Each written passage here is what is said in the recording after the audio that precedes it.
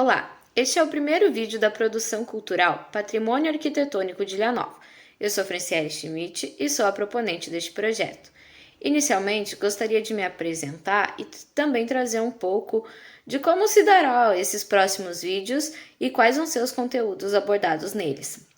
Então, como eu já disse, o meu nome é Franciele, sou moradora aqui da cidade de Rolante, tenho 23 anos e sou graduando em História pela Facate. Já há algum tempo eu me dedico em estudar a história de Ilha Nova, por ser uma comunidade muito rica cultural e historicamente, e também consequência dos meus laços afetivos com a localidade.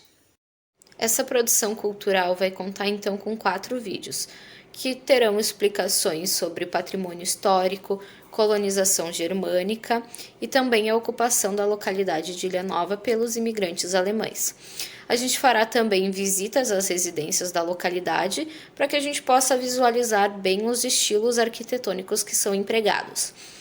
Por fim, a gente fará também uma visita ao templo da ISLB para observar os detalhes dessa edificação e para compreender também o seu processo de construção.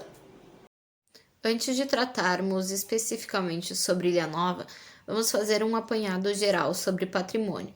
O patrimônio ele se divide em 2 espécies, aquele que já foi tombado ou catalogado e aquele que ainda não passou por este processo, mas que mesmo assim possui importante relevância histórica e cultural para determinada sociedade. Vamos começar falando sobre aqueles que são patrimônio histórico e cultural do Brasil e que já foram tombados. O patrimônio cultural material são aqueles bens culturais físicos, ou seja, que podem ser tocados, e que foram reconhecidos como importantes criações de determinada sociedade e que fazem parte da identidade da mesma. Como exemplo, a gente tem obras de arte, museus, monumentos, núcleos de casas e até mesmo faculdades. Já o patrimônio histórico, cultural e material, ele se trata de expressões que são relevantes para uma sociedade, mas que são intocáveis. Porém, é válido lembrar que nem toda expressão é considerada patrimônio cultural e material da humanidade. Ela precisa ser catalogada por sua relevância histórica ou cultural. O patrimônio cultural e imaterial, ele costuma ser dividido em alguns tipos, como, por exemplo, os saberes, os ofícios, os modos de fazer, as celebrações, as danças, as línguas, entre outros.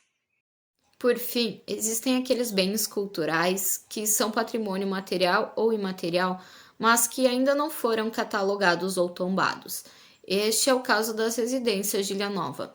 Elas apresentam detalhes da nossa história, do nosso município e da nossa localidade, através de variados estilos arquitetônicos, mas ainda não entraram no conjunto de casas catalogadas da nossa cidade.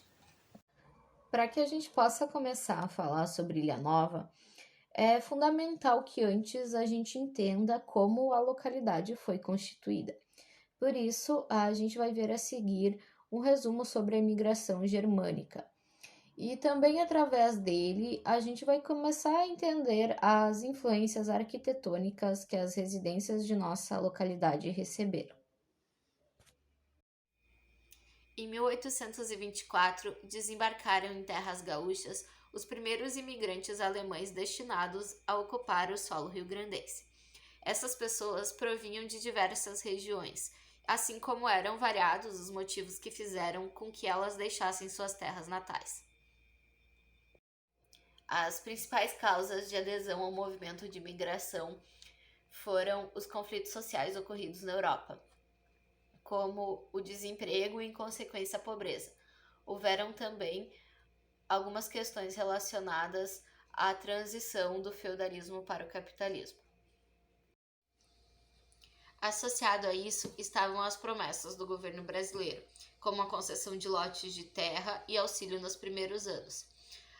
A oferta encantou a muitos, que viam no Brasil a possibilidade de recomeçar. Porém, muito daquilo que foi prometido não foi cumprido. Para o governo brasileiro, a imigração alemã era fundamental, pois com a chegada destes, muitos dos objetivos poderiam ser alcançados. Os principais motivos, então, para o impulso à imigração foram a formação de uma classe média no Brasil, a ocupação de território e também a necessidade pela mão de obra qualificada.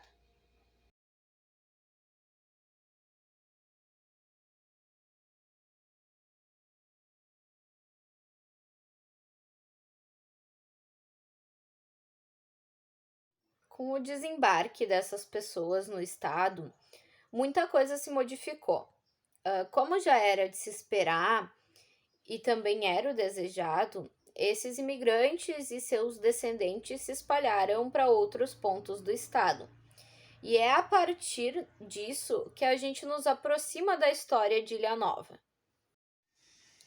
Em 1845, Tristão Monteiro comprou uma vasta área de terra conhecida como Colônia do Mundo Novo, no território atual das cidades de Taquara, Igrejinha e Três Coroas. De acordo com a doutora em História Doris Regiane Fernandes, este empreendimento imobiliário foi dividido em terrenos, que eram conhecidos como colônias.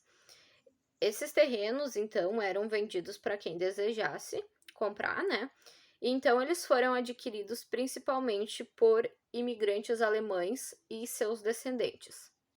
Foi a partir da compra desses terrenos da Colônia do Mundo Novo que houveram também extensões para as demais áreas ao redor, como é o caso da localidade atual do Rio da Ilha.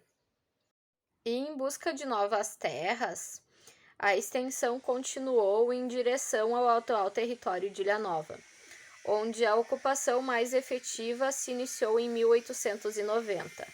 É normal que, quando um grupo de pessoas se instala em determinado local, eles deixem neles marcas da sua cultura.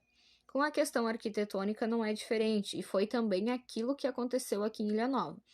As pessoas que vieram para cá construíram suas residências, seus estabelecimentos, nos moldes arquitetônicos que eles conheciam e com as matérias-primas que eles encontraram aqui. Agora que já falamos sobre patrimônio histórico e cultural, imigração alemã e a ocupação da nossa região, encerramos o nosso primeiro vídeo por aqui. No próximo, estaremos já trazendo os estilos arquitetônicos presentes em Ilha Nova, com bastante imagens. Nos acompanhe!